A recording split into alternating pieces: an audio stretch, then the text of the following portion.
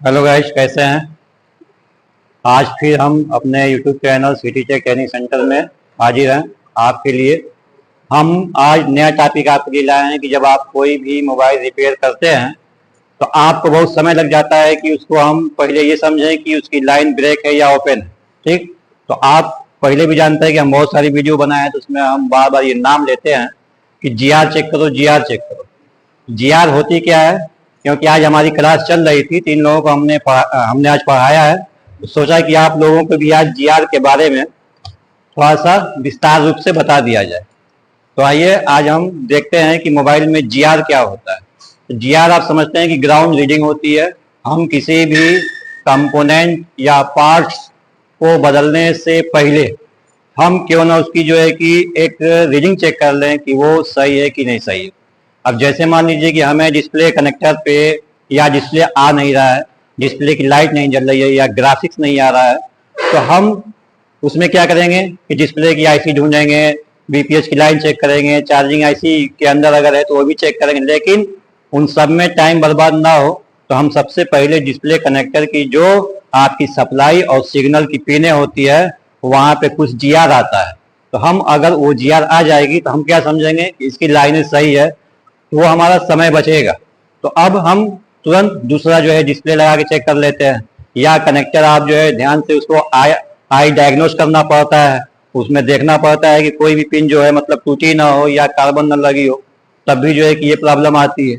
तो हम आज बहुत सारे टिप्स, मोबाइल में जितने मेन मेन जो टिप्स होते हैं उन सबके जीआर हम लेकर आए हैं। और यहाँ हम ये देख रहे हैं कि हम बोर्ड पे लिख चुके हैं जीआर वैल्यू। तो सबसे पहले आपको हम बता दें कि किसी भी मोबाइल में किसी भी चीज का जीआर चेक करने के लिए मल्टीमीटर आप कहाँ सेट करेंगे, आपको पहले भी बताया जा चुका है कि मल्टीमीटर को हमेशा डायोड मोड पर ही हम सेट करेंगे।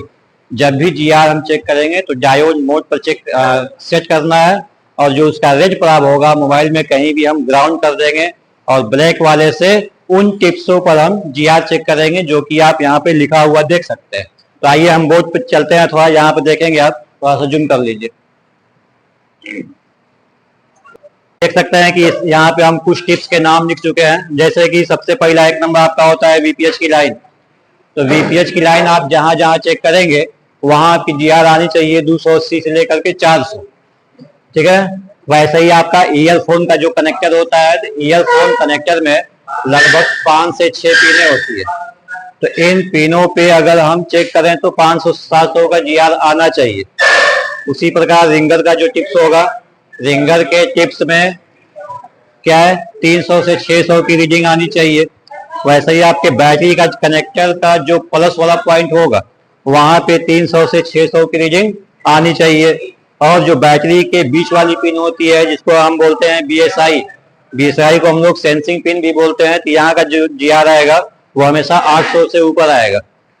और डिस्प्ले कनेक्टर की जो सप्लाई वाली पिन होगी, यानी जहाँ पे हमारी लाइट आईसी का जो वोल्टेज जाएगा, जो सप्लाई की पिन होगी वहां पे कितना आएगा, 250 से 400 आएगा जीआर। और जो इसकी सिग्नल वाली पिन होगी वहां पे 500 से 800 का जीआर आना चाहिए। उसी प्रकार आप और देख सकते हैं कि कैमरा कनेक्टर का जो सप्लाई पिन होगा वहां भी 250 से 400 की रीडिंग आएगी। उसी प्रकार कैमरा कनेक्टर की जो सिग्नल पिन होगी वहां पर हमारी 600 से 900 का जीआर आना चाहिए। और की टिप्स, ये कीपैड मोबाइलों के लिए है कि कीपैड की जब बटन नहीं काम करती है तो उसके रो और कॉलम के एक एक बटन पे जब हम जीआर चेक करेंगे तो वो 400 से 800 आना चाहिए। चार्जिंग कनेक्टर की जो प्लस पॉइंट होगी, पिन होगी, वहां 600 से 700 आना चाहिए। आप वाइब्रेटर और मोटर का जो टिप्स होगा वहां 400 से 500 आएगा जीआर। और सबसे बड़ी चीज है कि जहाँ पे पावर बटन होती है, वो चाहे हमारी स्मार्टफोन की हो या कीपैड की हो, तो पावर स्विच जो होती है उसकी जो पॉजिटिव यानी बीच वाली जो पॉइंट होगी वहां पर जब हम जीआर चेक करेंगे तो 600 से 900 इसका भी जीआर होना चाहिए। उसी प्रकार माइक कनेक्टर का टिप्स जो होता है वहां पे 600 से 700 आना चाहिए।